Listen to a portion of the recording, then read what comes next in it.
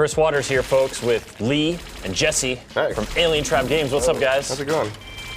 It's going great. GDC week, and you guys are showing off a new game. We are. Apotheon is out. It is. And it's on to the next thing. Oh yeah, very quickly. Yeah, we really didn't take much of a break. And the next thing is Cryptark.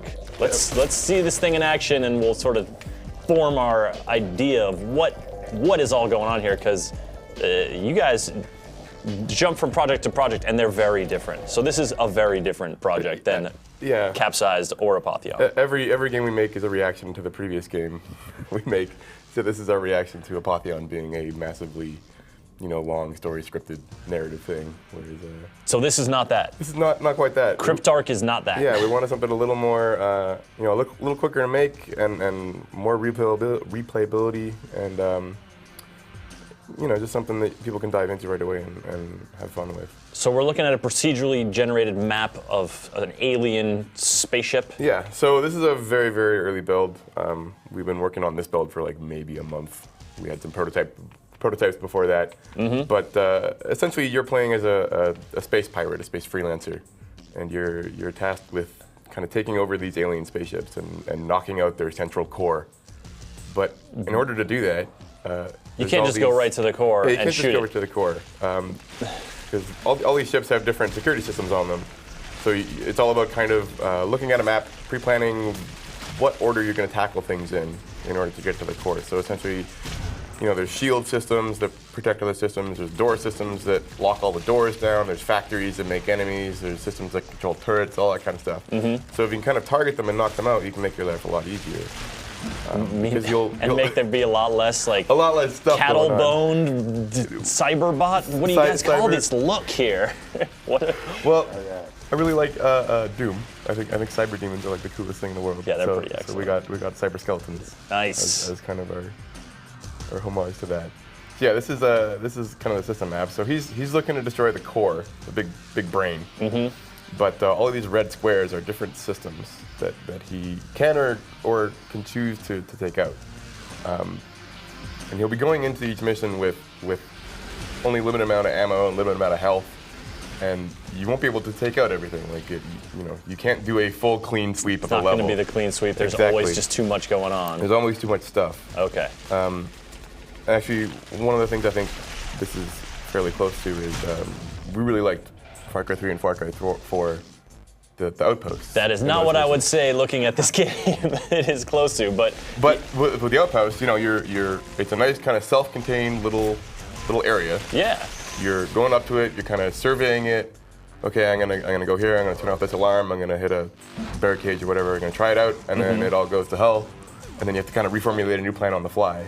Or it all goes perfectly. That Juggernaut is created by one of the Juggernaut systems. Oh. So if I don't take it out early, one of these guys comes every 5 minutes. Yeah, so he's essentially like a little mini boss in the level.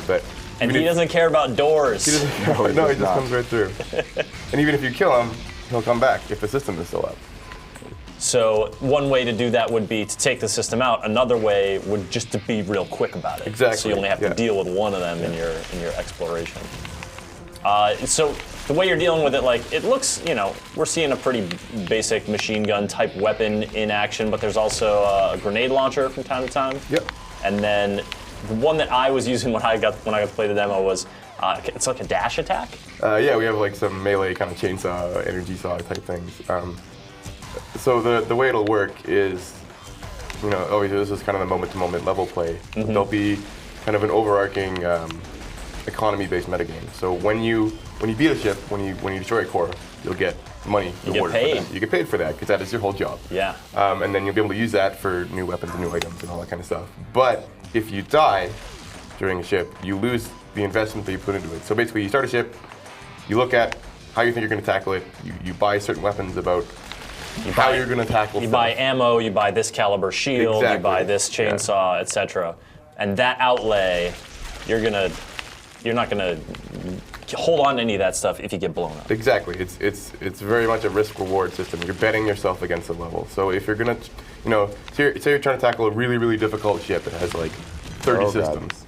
You're in a bad place. I really need to check out that repair system too. I forgot to do that at the start. Because if I don't take that out first, it repairs the ones that I've already destroyed. So it's like the shield system's already a third of the way back. So it's like you've made no progress if you don't kind of deal with that. So yeah, you're kind of betting yourself against the system. So if you're trying to tackle a really hard level, do you bring? The Juggernaut's back. There's that Juggernaut again. Do you bring the most expensive, most awesome 4 rocket launchers and a nuke or something like that? And then if you beat the level, your profit isn't going to be super huge because you spent all your money on guns going in. On the systems to beat it. Yeah. Exactly. But if you die, then you lose all that money. Or are you like, okay, I think I'm skilled. I think I'm badass enough to be able to tackle this really difficult ship with my own handicaps put onto it. I'm going to bring like just a little piddly starter pea shooter and like nothing else. And if you somehow manage to pull that off by the skin of your teeth, then you'll get a massive payout. It's a big payday. Yeah, so it's kind of this self-balancing thing as to what you think you can accomplish. And so a lot of these systems you're talking about are sort of, like it's meant to be that kind of contained gameplay experience. It's not the long narrative adventure of Apotheon. It's the sort of one-off challenges of like, all right, I'm going to take on sort of this ship and then see how that goes. Exactly. And then take on another ship. Doing a 10-hour game again. No more scripted scenes, no more narrative. Yeah. Like we'll have narrative elements, but they'll be more of kind of a framework to kind of hold everything together. Sure. Like what kind of pirate are you? Why are exactly? where and are like these what are bone these aliens all about? Are you going to be able to customize your look, or is that like that shark face going to be your... I think we're calling him Gunhead. He has 2 guns on his head and then 1 on each arm, essentially. Yeah, so the... Working title. Yeah, I think it was on the list of names when we were scrolling through. So yeah, you'll be able to come into any mission with 4 weapons, and they're on all the shoulder buttons and the triggers, and then 4 items. And then, whatever combination thereof you decide to bring along.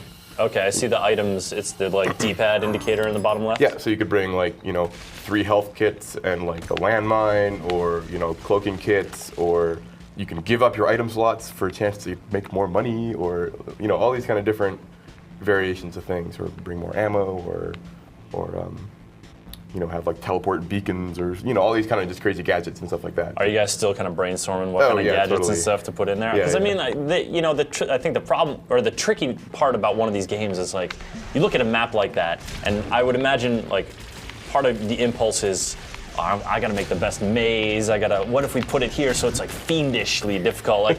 Like as a designer, the temptation I imagine is there to design every sort of space in a different way to sort of present a different challenge or a different cadence or a different pace. But it's sort of, where do you draw the line between wanting to do that but also wanting to have this kind of procedural generation element to it? It's just not fun to, it's better to, I find the game more fun when it's constantly different for me. So that's like my main motivation really, is to do procedural generation. It's just you don't want to have the first level design and then you have to test that one over and over again. I'm very sick of Apotheon's first level. Yes, me too. So much. And the nice thing I think about this is the way the systems interact with each other. So for instance, one system is shielding another, and the repair system is fixing that one, and another one is alarmed, and all these kind of things. I think that's what really makes the procedural generation interesting, because even if the actual walls and stuff are easy or simple, the difficulty comes from having to look at what systems are, what systems are interacting with other systems, and how you're going to kind of dismantle them all. And then for you guys in terms of designing the systems, what sort of consequences can arise from like if you leave these 2 but neglect this one, or sweep through around this way but leave these other things? That sort of goes towards and it kind of harks back to your Far Cry comparison, that kind of emergent stuff. Yes, that is what makes procedural generation so fascinating, is how stuff can just go wrong in so many different ways. Having to think on your toes and all that. It's fine if it's very unfair. Like if it's just luck, like bad luck, that makes you lose the level, I'm fine with that, I think. Well, and we really want it to be like, when the player dies, it's their fault. Like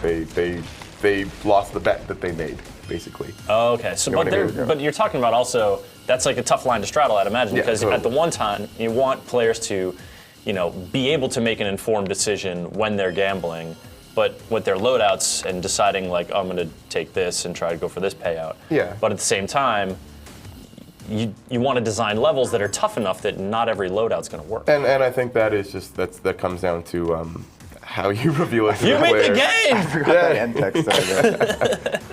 Not many people have actually beat this demo, so I forgot that I had that cheesy end text. What was I talking about? I lost my train of thought. That's all right. Yeah. We beat the game. We beat the game. Yeah. That's Game's what it is. over. Yeah. So guys, Cryptark, still early days for it. This is an early build. You've got a lot of ambition coming into this game, and a lot of sort of, it seems like, energy to make something different, something new for for yourselves, sure. We're really for excited. yourselves even. Do you have any kind of release kind of format or window at all, or are we just kind of like No, let's not see really. how it comes? We're still in the exciting part of It's definitely designed as a console game. Like, it plays best with a controller. Yep, you're playing on a controller. This is being demoed on a laptop. but we don't know anything about release. It's way too early for that. Of course. Well, thank you guys anyways for coming and showing it off early. I mean, for an early game, it's looking pretty slick and pretty intriguing. Cool. Looking forward to seeing how it shakes out. Great, thanks a lot. Yeah.